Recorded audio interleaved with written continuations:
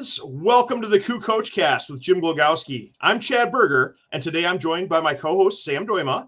We will talk with University of Sioux Falls head football coach Jim Glogowski to discuss the Cougars game against Minot State University and preview the upcoming matchup against Winona State.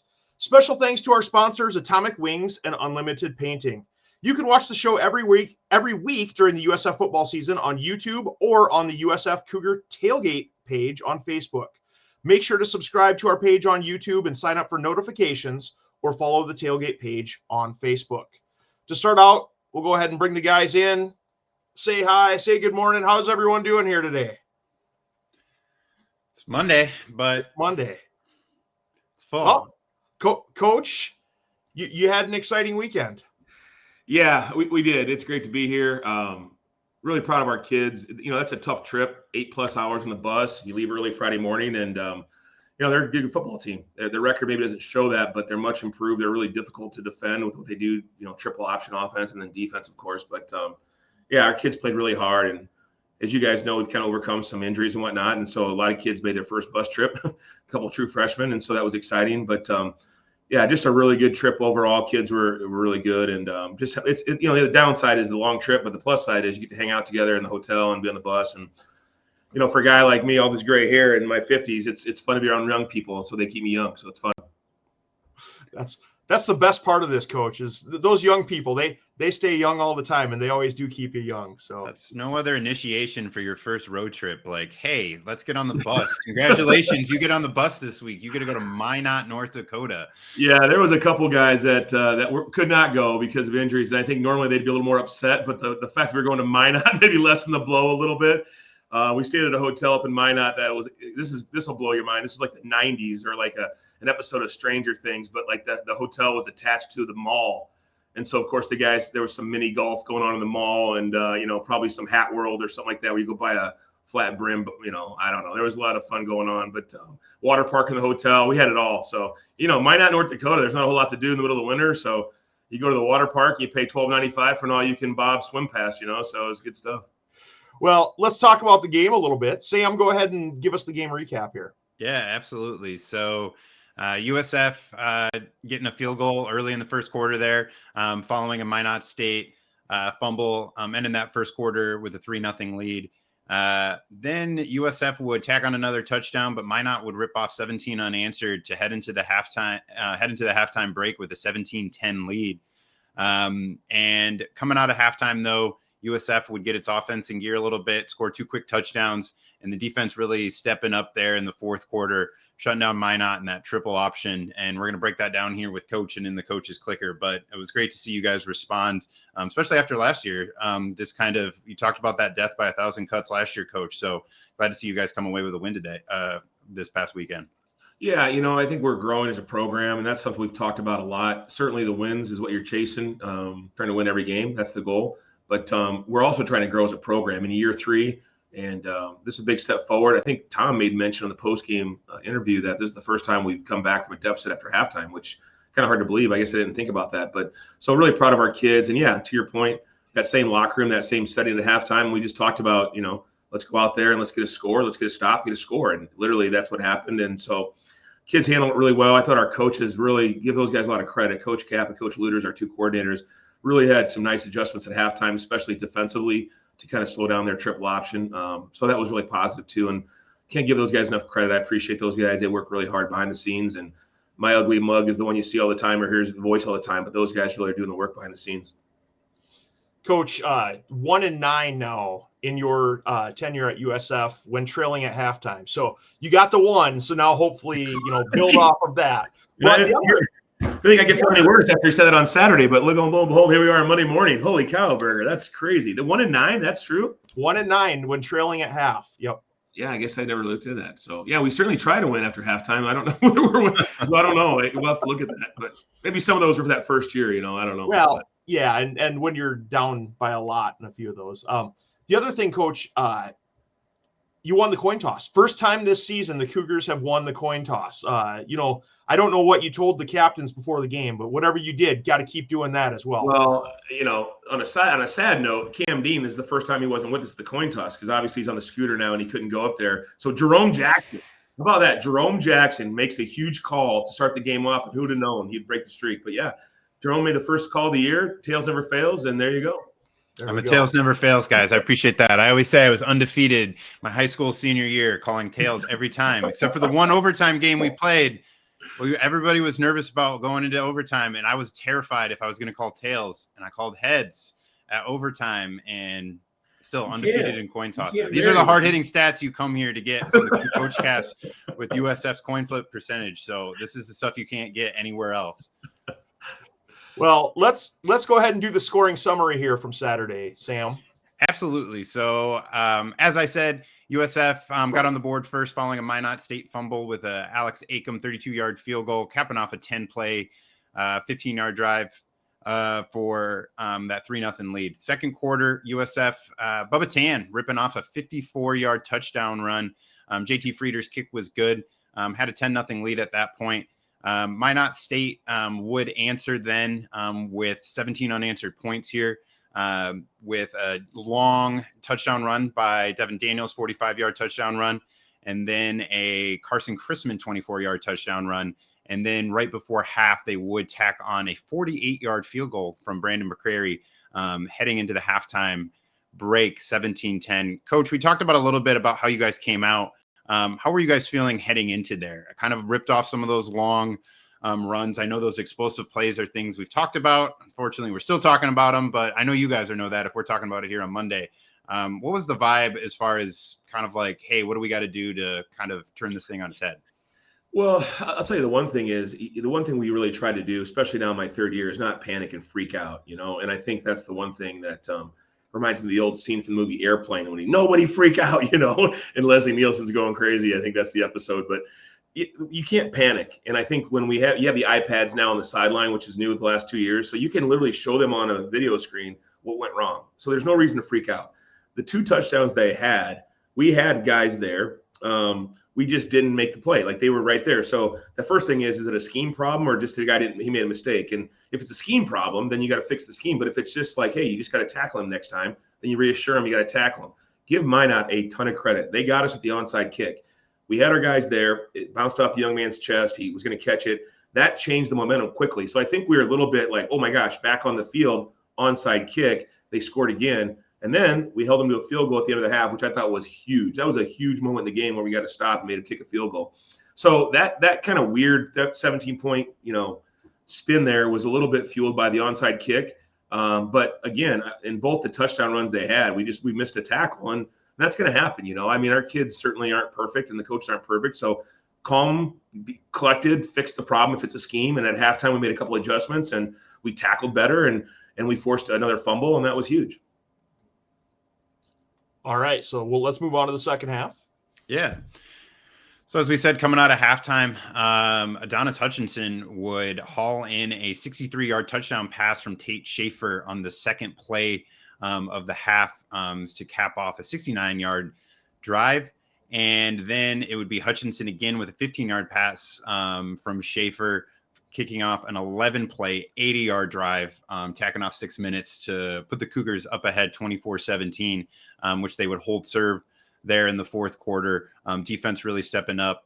I think we'll get into the stats. I think you guys ended up forcing 3 turnovers with the interception and then the 2 fumbles, but really kind of slowing down, especially it might not put a couple things together there in the fourth quarter, but you guys kind of bent a little bit, but definitely didn't break. And so great to see the response. Yeah, I give Coach Cap a lot of credit. We beat them 7-0 3 years ago. And then last year, I think we held them to their lowest rushing total, under 300 yards of total offense, and still lost the game. And then last year, or this past weekend, I thought we did a decent job of, slowing them down. Last year was weird. I think the longest run they had was about 12 yards. This year, they had a couple bigger runs, but we held them to fewer points. So go figure, right? But all in all, it's about getting stops against those guys. And our plan was to try not to give them any short fields. And I think the shortest field they had was on the onside kick. So trying to make them go 70, 80 yards every time. At some point, the law of averages hopefully plays in your favor. You get a turnover or a bad pitch or something like that. And we just felt like the longer they had to drive the field, the better chance we have of getting a stop. And that's kind of was our game plan going into it. Well, let's go ahead and jump in here and break some of this stuff down. In the hottest segment in NSIC Coach Show going right now, the Coach's Clicker. All video courtesy from the Minot State University Athletic Department as via the NSIC network. So let's start off here, Coach. We're going to bring on the very first offensive play of the game. Minot State. So the Cougars won the coin toss, deferred to the second half. Minot State then took the chose to receive the kickoff and returned it out to the 35-yard line. And this was the first play here. And so we can see. Yeah, this is a staple of what they do, right? Just a simple dive. And that it all starts the dive play. And this kid's about 6 foot, 240 pounds, and he's just a hammer. He's got almost 20-some touchdowns. Really good player. But you can see here, I don't know if we have the end zone shot, but no. We have a two, if you go back to the beginning, we have a 2 linebacker box here. So we're playing with 2 inside linebackers here. Last year, we played with 2 safeties and 1 linebacker. So basically, you got a triangle there with the 2 backers to the safety. Well, last year, we played it the opposite. We inverted it. The point of the triangle was down, and the 2 safeties were high. So this was something that everybody on film was doing, was a too high safety look, and that's what we did last year. So we tried to try a different look. And I think right off the bat, we get the extra hat on the football and give credit to the hustle. I thought it's our best game defensively as far as running the football. But right now, we talked a lot about putting our shoulder pad and our helmet on the football and trying to get the ball out. And sure enough, the first play of the game got us going and really an exciting start because that's a big-time turnover. Our feeling was we were going to have 8 to 9 possessions in the game, and we had to at least stop half of theirs. And that's not on a punt, but on a turnover or a turnover on downs. And so we were keeping track. So we felt we had to get 4 or 5 stops, whether they were turnovers or 4th down stops, and I think we got 7. So that was the goal of the whole game, just to try to manage their pace. And again, it's such a unique style of football. I think they threw the ball more in our game than they had in the last 5 games combined, and they threw it like 11 times, which is crazy. Yeah, so big start for the Cougars on this one. Huge turnover. Cougars get the ball in Minot territory, and then driving the ball down the field. End up settling for a field goal after a penalty in there somewhere. Or something happened there. I was not at the game, so I don't have the exact details. Well, they jumped off sides, but we moved, and they told me that they got back out of the neutral zone. So we missed the field goal, but because it was off sides and a false start, the play never happened. So they actually allowed us to kick it again, which if you watch the entirety of the game, there was some interesting discussions had throughout the course of the game, and that was one of them. Yeah. And so you ended up getting the Alex Acom field goal, go ahead 3-0. And then later on in the first quarter, Minot State drives the ball down the field, and you hold them to a 4th down and 1 yard situation here. And this play, I love this play, Coach. I'm going almost all defense here today, Coach. Nice. But on this one, you know that what they're going to do. It's 4th and 1. You can see the sticks up on the top of the screen there. They just need to get 1 yard. They're going to try to do the dive, backside dive here, right up the middle. And your guys do a fantastic job of just closing up that hole and making them turn the ball over. Yeah, I mean, just gritty, right? Just a gritty effort by our kids all day long. But Mo Diarra's in there. London Kolb's in there. Cade Morris, number 11. You see him to the left of the screen there. He was a safety for us. Think about that. That dude's been playing safety all year long, 15 yards off the ball, and now he's playing on the line of scrimmage, and he battled his tail off all day long. And I can't say enough about Preston Yonke. He's the unsung hero. That guy's been playing the D tackle spot for us. Caleb Brasher, those guys, really, really awesome. Cal Botsford, Andy Henson, that's a big-time stop right there. Yeah, Cal Botsford actually comes down, kind of gets the initial contact. Yeah, one more time, if you show that, the thing about you're asking these defensive ends, and Cal's a DN, you see Dylan Elrod out there, but Max Elrod, Dylan's his brother, was here. But you watch right here, Cal Botsford has to spill. He has to get underneath this kick-out block. And that's a thankless job. Right there, he's about to turn his shoulders and hit it with his left shoulder, his upfield shoulder. He's got to get underneath that block just enough so the guy can't get through there. If his head's on the other side of that guy, it's a first down, maybe a touchdown. So you talk about being disciplined, and as a senior leader, captain, Cal, his ability not even to necessarily make the tackle, but just to make that guy run into a pile. I mean, that's what we did for 2 weeks, just keep spilling and banging and banging. And to the kid's credit, man, what a play. So Coach, sorry, Sam. No, go ahead, Ted. I was going to say, it's not like the glamorous stuff here, Coach. No. I'll show touchdowns in a little bit. Don't worry, fans out there, if you all you want to see are the touchdowns. But I wanted to show some of these plays because these are the type of plays that win ball games, Coach. Yes, and it's a very physical play, over and over and over. Well, yeah. And I just want to supplement that with some numbers. So for all the viewers out there, pan with me here, but I just remember having this discussion so much last year as far as getting in these 4th and 1s and this thirds down. So I pulled it up. Last year, Minot State in this game against you guys, Coach, was 3 for 3 on 4th downs. This past weekend, they were 1 for 4.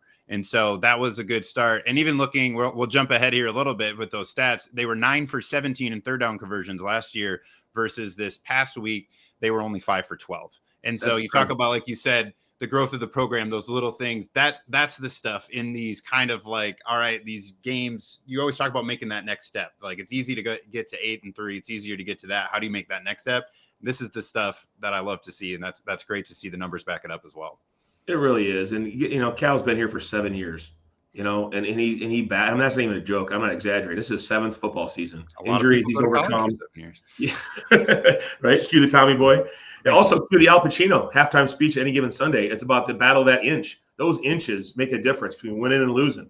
And I can hear that speech in my head, resonating. It is all about that. And those go back to the Augie game. Not that I haven't moved on. We're 1 for 4 on 4th down. Any of those 1 yard plays would have maybe won the game. So our kids understand that, and the battle for that inch, that yard, not be dramatic, but that is where it's at, and that is what people sometimes on your high definition, the tush push, it's about a yard. That's so critical. Not that we don't like the big scoring plays, but man, you got to be gritty. You got to lock it in on those plays, and that's a great job by Cal. And we had a couple other during the course of the game that honestly turn the tide. If you ask them, they would say that's the difference, and they probably feel like we felt against Augie, where 1 or 2 of those conversions, and it's a different outcome. Well, speaking of big scoring plays, Coach, let's go ahead. The Cougars had one here in the second quarter.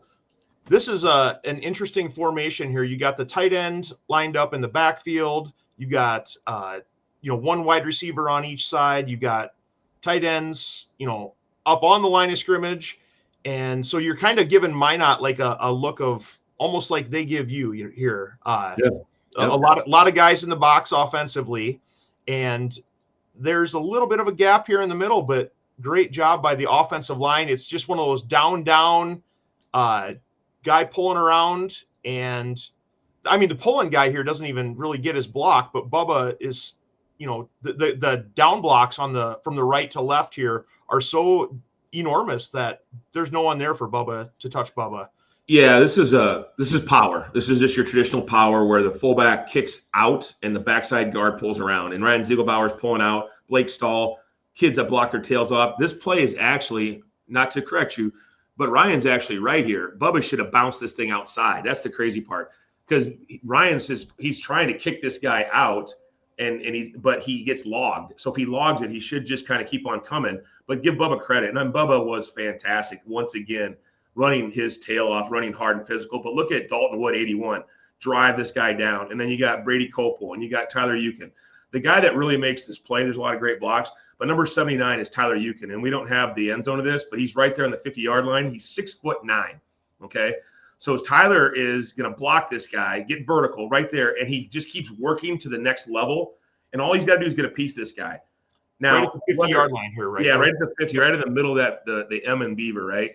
And this is just a great job. And then Bubba has acceleration. But I think if Bubba would have cut outside, he might have the same result. He would have had to maybe make 28 miss. But we don't want these guys to be robots either, right? You see air, you see space, hit it. So I don't want to overcoach it. And I know our coaches don't either. But, man, you got to have a guy that has the ability to see that and burst. And you have to have guys that are willing to block. But this is the best part of the play, too. Look at Hank Brown and Christian Janis. And here comes Blake, who just made the key block, hustling down there to celebrate. And they're very happy for him and his success. And that's the one thing I love about our kids is there really is no selfishness. They want to win, and whoever has to score. Adonis has come on the last 2 weeks. Hank maybe took a backseat to the numbers, but yet he's our leading receiver, maybe one of the best in the country, and he's the first guy down there to celebrate, trying to get a late block. I mean, that's what you want. Look at Hank there, and look at Janis. I mean, it's awesome. It warms your heart as a coach because you want these guys to play for each other more than anything else. Yeah, absolutely. And the offensive line did get down there. The camera cut away before they got down there. But we saw Copel and Eukin and a couple of the guys getting down there to celebrate too. So we're not going to give them a hard time here on the Coup Coach Cast like we did last season. All right. Well, let's go ahead and pull up. So the Cougars have that 10-0 lead here, second quarter, and then Minot gets a little loose on this one. You talked about it earlier, Coach. 45-yard touchdown run, and you guys watched it on the sideline. Yeah. What'd you say? Just, again, the coaches have the tight angle from the end zone, and we have it really fit up really well. There's a guy outside. Here comes Maloa, number 5. He's outside. Then you got the red jersey. Then you got another guy, Andy. Then you got a red jersey. Then Jay Koch, and then a red jersey. So we're gapped out correctly. We just have a chance to make the tackle, and we just don't make the tackle. It's just a mistake. Overruns it a little bit. We got 2 guys dead to rights on him right there at the T at Western, and we just don't make the play. And that happens sometimes. It's not because they want to. They just made a mistake. We correct it. Got to make the tackle next time. And fortunately, it didn't cost us. But again, the effort and the hustle by our kids is outstanding. Maloa trying to make a play there at the end. So I can't fault their effort. We just made a mistake. And you don't yell and scream about it. We just coach them up and do better next time. Yeah. So you mentioned they score a touchdown.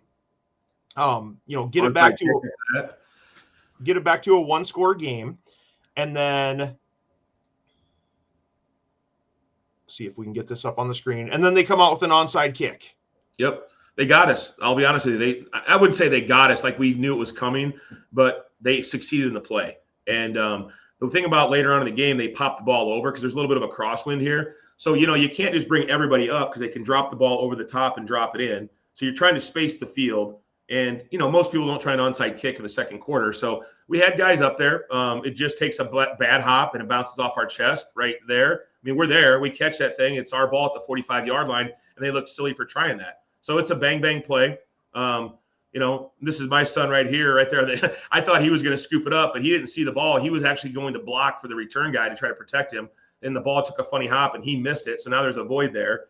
But, again, we just talked about it, and I thought we did a good job later on. They tried to pop it over later. We fair caught it. So, yeah, they executed it and give them credit. They've worked on it for 2 weeks probably, and it's a great call. Great job by them. Yeah, though that's enough. Minot highlights. We're done. Yeah, we don't need to inspire Dan Lanning to at Oregon. Did you see he started the game off with an onside kick? He must have been watching some Minot State and been like, oh yeah, let's pull that on Wisconsin. It's a high risk reward because if we get that ball back, now all the momentum they had is out the window, and now maybe we're going to go up. But again, I would do it all over again. I wouldn't change anything alignment wise. We just like the missed tackle. We just got to make the play and. The kid didn't try to miss it. We just got to make sure we do it next time. That's all.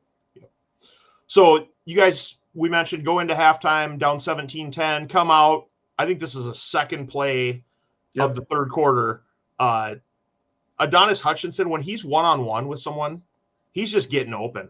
We've seen that the last 2 games. So look at that. I think a lot of their coaches in Minot, and after the game, they were like, dang, we didn't think 2 was that fast. I'm like, he can move, man. You didn't watch the film from last week? He went 85 yards last week. And Hank can run too, and so can Janice. And I love it. Look at Blake Stahl celebrating these guys. That's one of the cool things about the NCAA. They let the kids have a little bit of fun, as long as you're not taunting somebody else and you're partying with your buddies.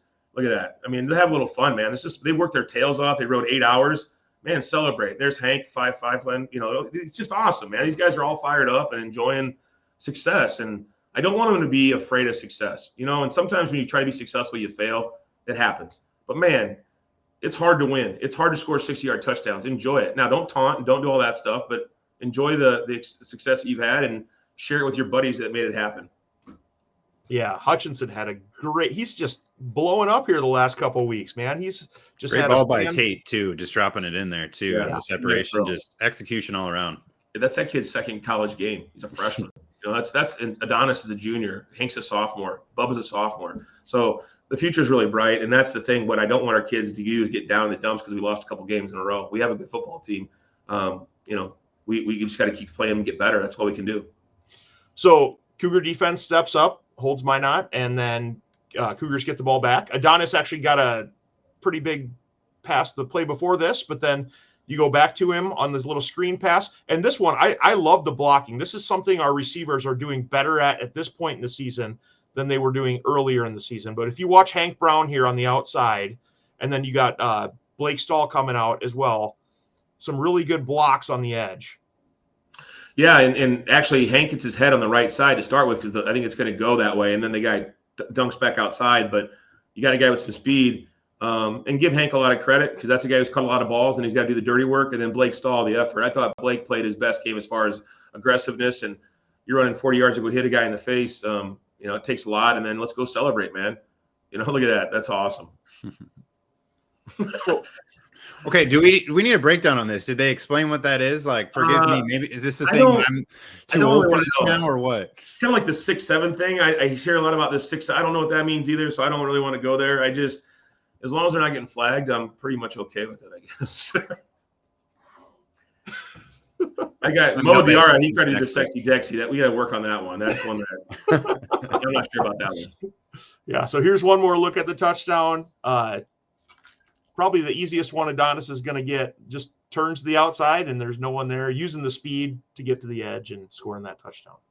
A lot of momentum right now. We're feeling good now. It's 24-17, and it's easy to coach when the guys are locked in like that.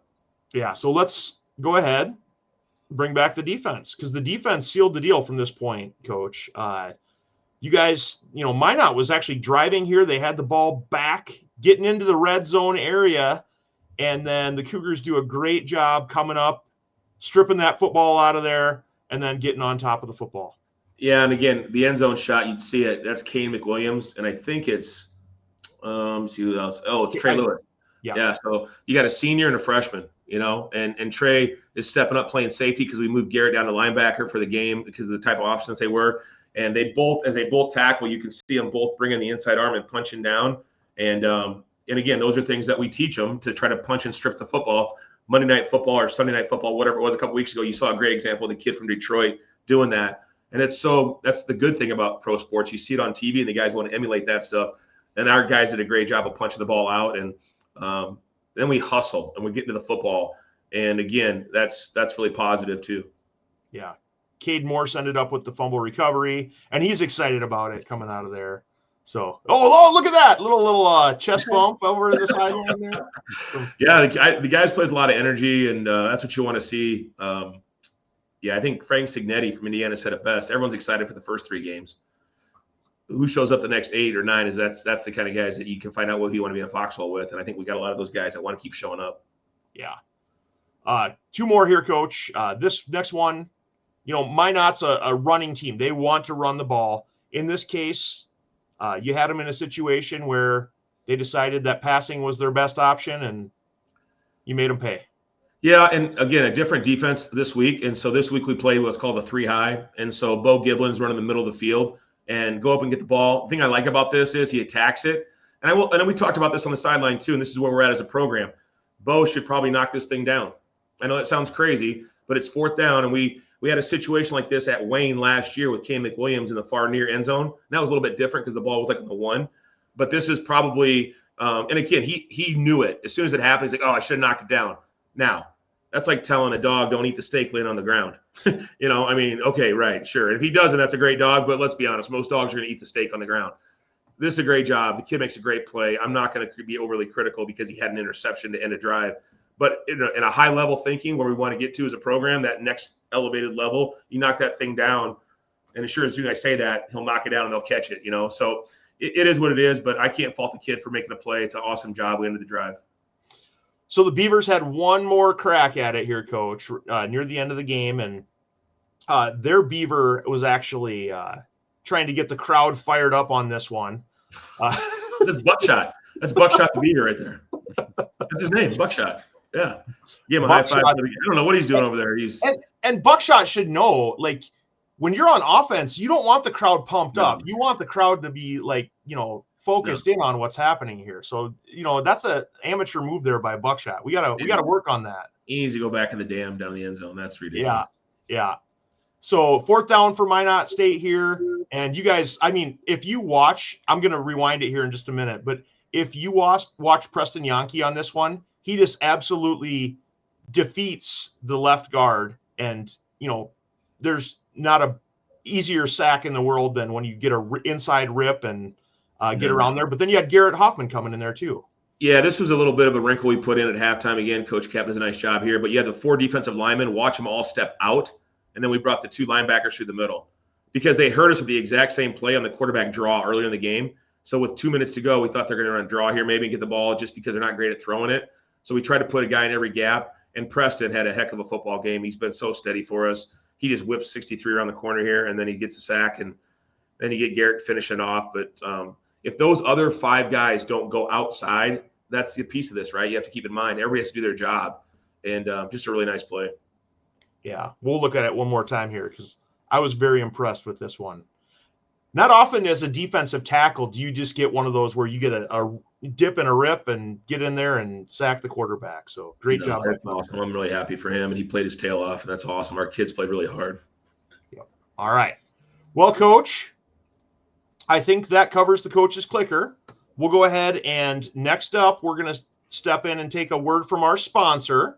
So Unlimited Painting is one of the sponsors of the Cougars Coach Cast this season. You can reach Unlimited Painting at 605-403-9222. 605-403-9222. Let's hear from Durant. Hey, Sioux Falls and surrounding areas. I'm the owner of Unlimited Painting. Our licensed and insured crew delivers professional results on time and within budget. Not only are we quick, easy, and affordable, but we're going to transform your space with lasting impressions. Unlimited Painting, professional, dependable, and done right the first time. We're offering 15% off any exterior project. Give us a call now for a free quote.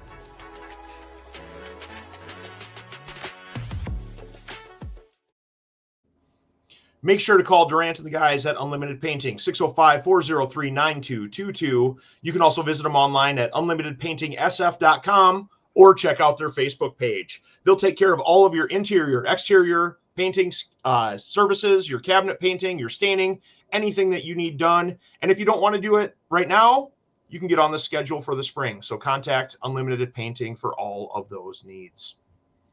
All right, guys. Let's go through some of the stats here. Sam, take us through the stats from the game. You bet. So Minot State going to end up outgaining USF 351 to 333 total yards. Not entirely surprising with a triple option team like themselves. But USF very balanced on the day. 178 passing yards, 155 rushing yards compared to the Beavers, 299 on the ground and 52 through the air. Relatively clean game, 4 penalties for the Cougs, 6 for Minot State, 17 first downs for USF, 14 for the Beavers. We hinted at this earlier compared to the game in 2024. USF was only 2 for 10 on third down, 1 for 2 on fourth down themselves, but holding the Beavers to 5 of 12 on their third down conversions, and all importantly, just 1 for 4 on fourth down.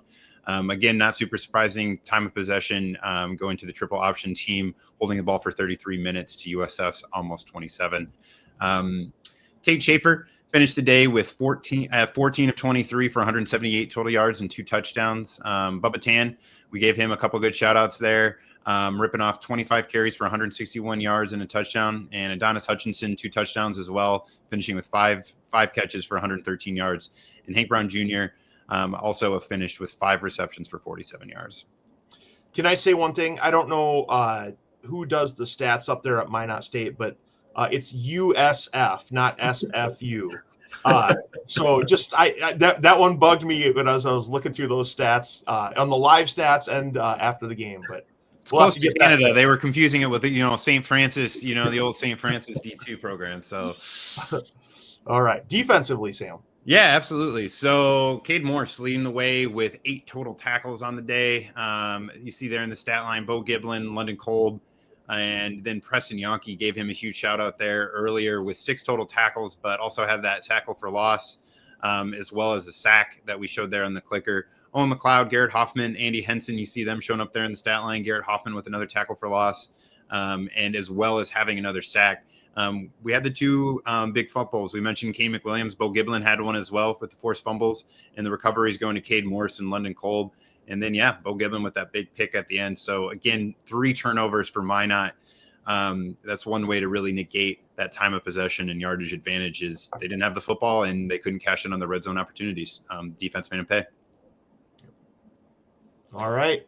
Well, Coach, statistically, it wasn't the prettiest game, but a game against Minot State where they have the offense that's atypical, you got to be happy with the win. Yeah, it's funny. We talk about the stats, or at least the storyline of the game on Sunday with the team, and sometimes the stats match up exactly with what happened, and sometimes they don't, and we've been on the other side of that too, where we've had, I go back to, a couple weeks ago with Augie, we had almost, 500 to 300 advantage in total yards, and it didn't matter. We didn't win the game. So the number one thing is to go 1-0, win the football game. The stats tell a story.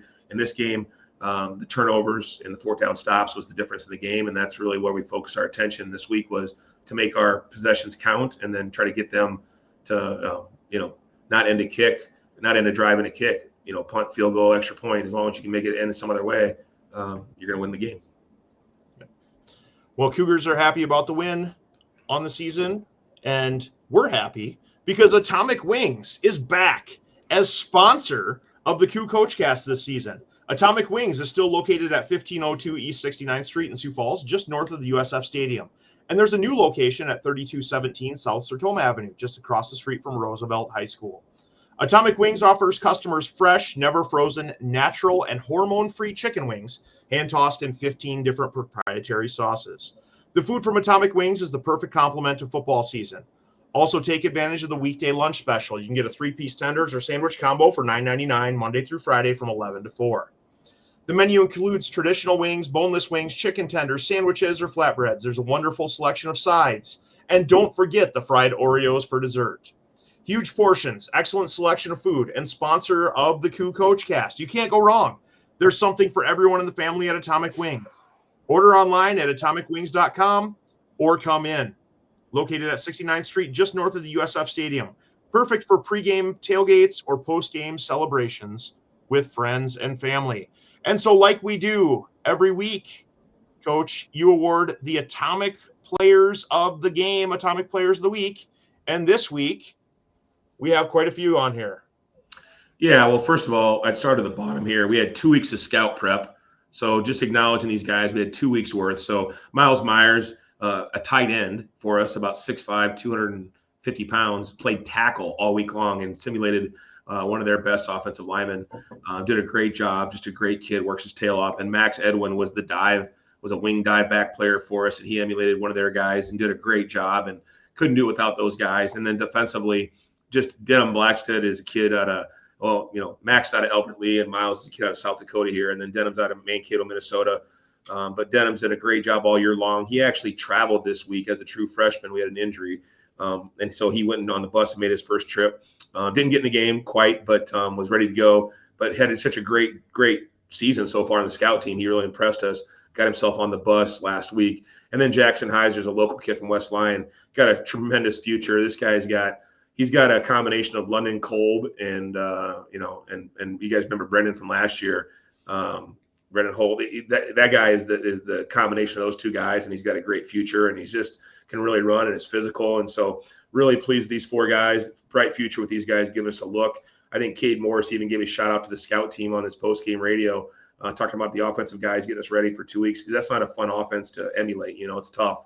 And then the scout players of the game, Bubba, fantastic game, ran tough, physical. 25 carries, that might be a career high, 160 plus yards, big touchdown, just did awesome. And then JT Frieders had a kick. The field goal was huge and the extra points, so that was big time. And then the 3 guys on defense, to be honest with you, we picked one from every level. So Preston Yankee, the D-line, Cade Morris, the second level playing linebacker, and then Bo Giblin in the secondary. Those 3 guys all had huge plays and did the things we needed them to do to win the football game. So really pleased. Coach, I'm sure it's difficult to pick just one guy, so sometimes you end up with multiples, but that defense just was just lights out there the second half against Minot State. Yeah, and I'm not a big, everybody gets a trophy kind of guy. That's not me growing up. But, there's 115 guys in our roster, and it takes everybody, scout team players, guys that travel, guys that start and play. And so it's hard just to recognize maybe 3 guys, offense, defense, special teams, when 64 guys travel. So not typically what I like to do, but man, it's hard. It's hard when you just want to acknowledge guys, because I appreciate their efforts, and there probably could have been more on offense, to be honest with you. Our tight end group was awesome blocking. Statistically speaking, though, that typically lends to itself to being the player of the game. But our offensive line did a great job opening up holes all day, because that's not an easy defense to block either. So, but yeah, all in all, it takes everybody, and just really proud of the group effort. Well, Coach, as far as the NSIC standings go, Cougars in the South Division, Minot was a North Division team, so you didn't get credit in the standings for a win there. But 3 games left, and you can see they're against teams in the South Division. So right now you have a 1-2 record in the South, but 5-3 overall in the NSIC. So lots of, or 4-3 in the NSIC and 5-3 overall. But lots of room here to, jump up the standings. You can see Winona State's right ahead of you, and that's the opponent this week. So big opportunity to have a tough team come into the Bob and maybe knock them off. Yeah, I think, we talk about, we'll talk about how good of a football team we are in November after the season. We got 3 weeks left. We'll stay focused on getting better and going 1-0 every week and let the chips fall where they may. We kind of made our own bed early in the season. Now we got to lie in it, and let's make the best of the situation. And there's certainly, no lack of effort, or there's plenty of fight left for this group. And we want to be 8-3. We want to be 8-3, and that's the goal. We wanted to be 11-0, right? But we can't worry about 8-3. We've got to worry about getting to 5-3, 6-3, 7-3. So one game at a time. Focus on this week. We've got a really difficult challenge with Winona coming to town. Historically, that's been a team that Sioux Falls has always had some fits with. And to be honest with you, I'm not sure that anybody on our roster here at Sioux Falls has won against Winona in their career. So for our seniors, it's a chance to give them a feather in their cap. It would be the one team they haven't beaten yet in this league. So, looking forward to the opportunity and be home again. It's been a long few weeks on the road with the bye included. Yeah. So as you mentioned, this weekend's game, Winona State's coming in Saturday, November 1st, coming into Bob Young Field in Sioux Falls. Kickoff scheduled for 1:00. Sam, we got a weather report for this Saturday. We'll go ahead and get that pulled up here. But you can watch on the NSIC network. You can listen on KWSN, 12:30 pregame show with Tom Frederick, Tim Hyatt, and yours truly. But what's the weather going to be like, Sam? Mostly sunny, high of 51. Halloween week, we will have our first November game. Coach said it himself. We'll see where we're at. And, November 1st. Hard to believe. But, we got some rain, Coach, for practice this week, tonight into tomorrow. So it's going to be a little wet. I felt bad about the Augie game. I said it was going to be cooler, but I have to remember I'm not an actual meteorologist. So let the record show that. And meteorologists, I give them a hard time. They're based in science. But I always say baseball players and meteorologists are like the only job you can do, like get it right 30% of the time. And everyone's like, they're great. They're doing awesome at it. So I give them a lot of credit. It's a hard job. So a lot can change in 5 to 6 days is all I'm saying. So, but it looks like a gorgeous fall day. So looking forward to being back at the Bob. Sounds to me like football weather, Coach. 51 degrees and sunny. You can't beat that. Well, it was who'd have thought it'd been 65 and sunny in Minot in late October. So we had a beautiful day up there. It was gorgeous. Easy ride home. 8 hours on the bus. You got to find a way to make it entertaining somehow, some way.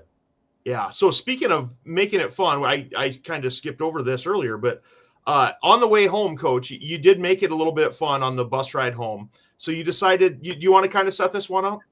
Yeah. So, there's a lot of things that go on behind the scenes that most people don't know about, bus rides. We've got a couple of radio guys that are awesome, top notch, that we always have fun with them on the bus ride and whatnot. And so we needed to make a stop because some of our radio crew needed to use the restroom. And so we made a plan to stop at Lowe's Rest Stop in Fargo on the way home. And dating back, now this is 12 years ago, because my daughter, as I mentioned last time, went to the haunted house for her birthday, turning 12.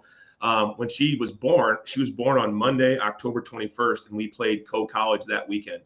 And that was also around the road trip that falls closest to Halloween, basically. And so, we still have kids on the bus, right? Even though they're 18 to 22, they're still kids in my mind. And so the thing has always been, we get a big win on Halloween on the road. We're stopping and getting king-size candy bars on the way home. And so back in 2013, when Sam was born on Monday, shout out to my wife, Rockstar, our 4th child. I went to it was a C-section. So I went to the hospital in the morning, baby came out, everything's great. Go to practice in the afternoon, go play the game on Saturday. We beat Co on a magical wheel route to Brad Vogel, never forget it. Just went in the Hall of Fame at Simpson College this weekend. Shout out to Brad Vogel. And he catches a wheel route in the end zone to beat Co in overtime. Kids go crazy. We stop at Casey's in Cedar Rapids, Iowa, and I spent almost $300 on king-size candy bars. Get on the bus, start throwing candy bars left and right. Kids go crazy. I get called into the AD's office on Monday. He wants to know how the heck I spent $300+ at a Casey's in Cedar Rapids at 5:00 on a Saturday. I was like, I bought candy bars. And so John Sirianni was my boss. Shout out to John. He's an awesome man. he got a kick out of that. And so that's always been the tradition. So last year we go to Wayne, America. We beat Wayne. We're coming back. We stopped in Vermilion. Casey's, bam, $300 in candy bars. Awesome. No big deal. Kids love it. And so this week on the road again, and now we're coming back, and it's 11 o'clock, 12 o'clock at night, and we're in, well, no, it would have been probably about 10. Actually, I got the receipt right here. I can check and see what time it was. So this was at, I don't even know. Geez, where's the head on here? I don't know what time it was. It was late, 11 o'clock. So we stopped at Lowe's, and instead of candy bars, they had a Subway and they had a McDonald's attached to the Travel Plaza. And I'm like, listen, we ain't going getting Big Macs and standing in line and getting McFlurries and all that. You guys got up to $10 to spend on snacks. I'll stand at the register. You swipe, I buy, let's go. So we go through this whole thing, right? And everybody gets their snacks, and they got gummy worms, and we got donuts, and we got candy bars, and everything you can imagine, right? And the kids are having a blast. They're, $10 is $10. And to these kids, it's awesome. So anyways, we're getting done, and one guy had the most impressive snack of the night. So the healthiest snack of the night, presented by Lowe's. Maybe this is our next corporate big-time sponsor. Drum roll, please. Number 54, Deshaun Rolick, a 6-foot, 265-pound redshirt fresh from Sioux Falls, South Dakota, Jefferson High. He gets a garden salad with ranch dressing as his snack of the night and was under the $10 mark. It was like $9.27. He smiled, just that same smile you there, a magical smile. Deshaun was so pleased. He's the only guy that took the health route. And so on Sunday in our team meeting, I put this slide up, and the guys go crazy. They loved it. So he is this year's snack of the night, most healthy snack of the night, presented by Love's Truck Stop up in West Grand Forks or West Fargo, I guess it was. It was awesome. And the kids had a blast with it. And Tom and Tim got a charge out of it, our radio guys, and try to keep it fun and light. I love our kids. We're in the middle of a fundraiser right now. If you go to my Twitter page at Jim Glogowski, you'll see that we've got a esports trying to support, and we raise this money on the side to do stuff like this, right? This money goes towards all of our kids got backpacks, all of our kids got travel shoes, all of our kids got a snack on the road trip home. And so we certainly have a budget and those things that Sioux Falls is generous and provides us with, but this allows us to do some special fun stuff. We went down to Union Social down in Harrisburg during fall camp for a bowling/video game/pizza during fall camp. And so you're constantly looking for ways to make this, exciting and fun and enjoyable and memorable. And those road trips, it's 8 hours on the bus. We got pizza, and we get Gatorade and a pizza, and the guys split a pizza, and we hit the road and go home. It's not chartered flights and all this kind of, over the top type stuff for our guys.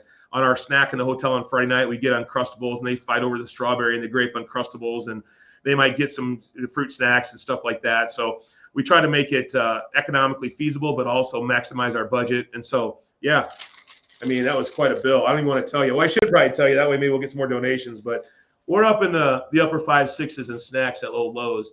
And shout out to our the lady that was working behind the register. She was a rock star. She kept ringing it up, laughing, and all the employees came out. I think we had a couple of strangers try to roll in and get the tab rung up for their own coffees, but I had to shout them away. I'm like, no dice, man. You got to be able to play in Minot and on the bus ride to get a free snack here. So we had to shout a few guys away. They tried to sneak in and get it as part of the lunch line there, but had to put a quick halt to that. Well, I wish I would have came on the bus trip now, Coach. The radio guys got it, Chad. So you missed out, man. Oh, yeah. But yeah, it was awesome, man. And I love our kids. They have a blast. They play for each other. They're getting better. Can't say enough about their effort and their want to. And it was a pretty happy bus ride on the way home. And again, it's really hard to win in college football, right? It's really hard to win any game, especially nowadays at the level of the playing field. Give shout out to Coach Shields and his squad. They played really hard. They're a tough physical team. But there's no easy out in this league anymore. And week in, week out, you got to be ready to go. And all things considered, it was a really successful trip. So speaking of being ready to go, this weekend, Winona State's coming to town, November 1st. We talked about the weather already. It's going to be a perfect day for football out there. We've already had a couple weeks of pheasant hunting, so hopefully you took care of that during the bye week. Come out to the Bob this Saturday, 1:00 kickoff. Cheer on the Cougars as they host Winona State. And as far as Winona State, they've got a 4-4 record on the season. They kind of go every other game here pretty much. lost to Duluth, beat Bemidji, lost to Moorhead, beat Minot, lost to Augie, beat Wayne, lost to Mankato, beat Concordia. They've got a new head coach this year, Brian Curtins, in his first season, but he's been with the program for 20 years. What do we expect to see out of the Warriors this weekend? Yeah, I got a lot of respect for him. Coach Cosgrove, Coach Erickson, and Brian. I've known Brian for a long time. He was a long-time defensive coordinator. Then he became, I think, the wide receiver coach when Coach Bergstrom took over, and then he got the job when Coach Bergstrom left for South Dakota State. And so my days at Mankato, playing Winona, always a tough physical football team, well-coached, disciplined. Kids, like I told our players, the kind of kids that probably would be great teammates. They'd probably fit in well in our program. Kids that play hard, you'd probably get along with if you saw them out in the street. But on Saturday, it's going to be a rock'em sock'em affair, and we've got to be ready to go. I mean, I think that's the one thing is that we've learned throughout the course of the season is week in and week out, you never know when that big play is going to happen. And so, we're looking at some opportunities here with our guys to keep getting healthy. We're looking for some opportunities to keep getting better. We did some Wildcat stuff this past weekend because of our depth at quarterback. And that was really good for us. Bubba taking some snaps. I think we'll expand on that a little bit. And then defensively, getting back to more of a traditional offense, shotgun, 3 wide. Obviously, we spent 2 weeks in the triple, so we got to get back into that mindset of base defense, playing with our quarters technique and all that stuff. And so, all in all, just really, really excited for our kids, happy with the direction that we're headed. We got to get to that 3rd win in a row. We won 3, lost 3. Now we got to win 3. This will be the 3rd straight victory if we can get it. Get ourselves to 6-3, set ourselves up for the home stretch here. But got to go back to work and get better and see if we can't be a better version of ourselves this Saturday. And Coach, what's it mean to come back home? It feels like the Cougars had the one home game during October. It was the Augustana game. Other than that, you guys between the bye week, at Southwest, at Minot, you've been on the road. What's it mean to play in front of the home fans at the Bob? Well, I think our kids have a little more juice, quite frankly. Last weekend, it's a long trip, so you didn't have a great fan base. It's a long way to go. They're 2-5 at the time, so it wasn't a huge crowd. And so sometimes we talk about, BYJ, bring your own juice. You got to bring your own juice in those games. And now we're at home. That juice is already there. The guys can feel it when they walk into the stadium. You come into that gate. You can see the student section there. The last few home games have been outstanding. I'm hoping we have a great crowd again. But it makes such a big difference on 3rd down, the noise factor. It gets our kids excited. And it just helps pump up the juice inside of ourselves to get ourselves motivated because it's a natural enhancer, right? The crowd support and all that. And and it's good. And we're just comfortable at home. We have our own locker room. We know our own routine. They sleep in their own beds. A lot of Division I programs, they're traveling a lot. They stay in hotels, home and away. It's a whole different vibe. For us, there's a lot more comfort in being home. It's when our kids know we practice in the Bob every day. And so we're excited. But more importantly, just getting back home, getting focused and, getting back to our routine. And the other thing, if you're going to the game, tailgating, right? Getting out there early to the Bob, enjoying the tailgate party, whether you go to the CFLA tailgate or if you just want to go over to the south end and, set up a grill and grill your own brats or dogs or burgers or, we're kind of getting into fall season. So it might be, bring a generator and throw a crock pot of chili on. There could be a lot of different options here for tailgating this weekend. Maybe a broccoli cheddar soup. That's a favorite of mine. We should have an episode where we talk about our favorite soups. That would be fun this time of year. That sounds like some great off-season content, Coach. Right? And it's Halloween. We got trunk or treat going on. Trunk or treat. Shout out trunk or treat. The kids are excited. So yeah. So Sam, tell us about the trunk or treat. Yes. I don't know much about the trunk or treat. I'm excited to learn more about it. Other than it sounds like they're going to have a trunk or treat tailgate sponsored by the USF Athletic Advisory, the Student Athlete Committee. Excited to bring the kids out. Josiah, we were all set to do a whole Toy Story bit, and he was going to be Woody. And then, he's a ball player, and he's like, I want to be a football player. So he's going to be a football player. I think Dad's going to be his coach this week. Sister's going to be a cheerleader, and I think Mom's going to be the ref. So I think we got probably a few more years here of being like a family theme as long as they're young enough. So we're going to try to squeeze out some juice out of these costumes this week and heading into Saturday. That's awesome. Yeah, Halloween here already. We're having a Halloween practice on Friday. So the guys will be able to, for our walkthrough, they can wear their favorite Halloween costume on Friday. And our freshmen or non-travel guys will be lifting on Friday afternoon. So that's always fun. Just trying to find ways to, again, this is still a game. At the heart of it all, you want to win and lose, but it's still a game. The kids are going to have great experiences and trying to find ways to make it fun. So we'll have a candy bar giveaway for the most exciting costume, which I'm a little bit worried about that. I know Tyler Eukin is all 6'9", is talking about wearing a toga. I don't know if we need to see all that, but should be fun. I'm excited. Looking forward to it. Coach, we've talked previously about favorite Halloween candy. I know you're a Reese's guy. You go for the peanut butter. Sam, what's your favorite Halloween candy?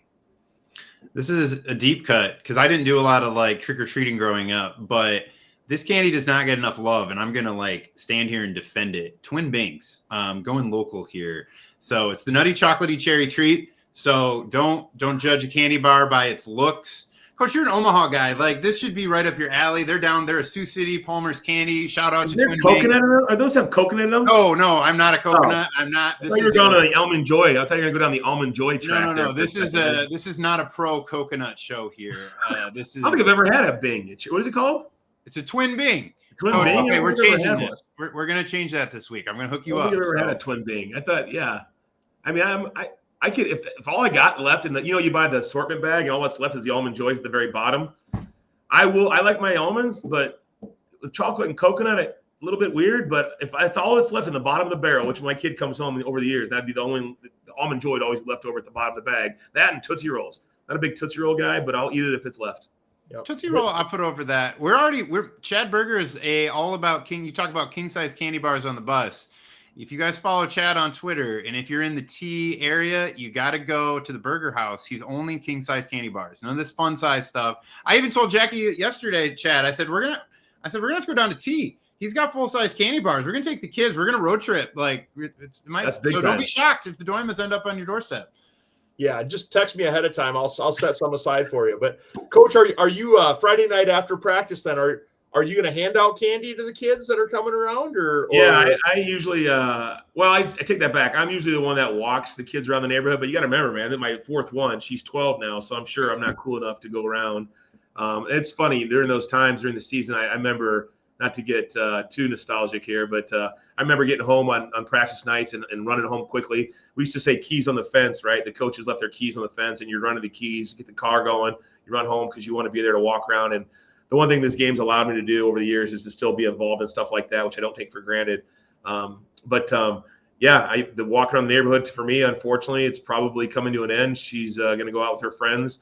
And again, things have changed dramatically. When I was a kid, you got a sheet, cut a hole, and put some, magic marker marks on a sheet or a ghost or something. And she's online ordering costumes, and she's coordinating with her friends. And so, yeah, it's a little bit different nowadays, but I'll probably be home handing out candy. I'll be the old grumpy guy with just a mask on, sitting on the porch, waiting to scare the heck out of the kids when they come up, the little kids anyways. So that's kind of my role. I'm good for a good pumpkin carving though as well. I still enjoy a good pumpkin carving every now and then. I don't like to scoop out the goo. My wife does that part. I'm not into goo and blood and all that, but I do like to carve and create. So you guys should do on Friday too, Coach. Just make it a thing, like pumpkin carving contest too. It's not a bad idea, actually. Yeah. Yeah. Well, looking forward to the pictures from practice on Friday, Coach. Hopefully the social media group gets some photos posted out there on the accounts, but looking forward to that. But thanks everyone. Anything else you guys want to say before the Cougars host Winona State this weekend? No, if you just want me to help you pay this bill off, just go to at Jim Glogowski on Twitter. You can hit up us on our donation page. Make sure to go out there and help out Coach Glow and the USF football program if you're able. That's all I've got for today. Special thanks to Tom Frederick, Tim Hyatt, Matt Wowicki, the USF Athletic Department, and the NSIC. I put your Twitter handle up here on the slide, Coach. So at Jim Glogowski, go hit that up and support the fundraiser. For Sam Dooyema and Jim Glogowski, I'm Chad Birger. Until next time, go Cougars.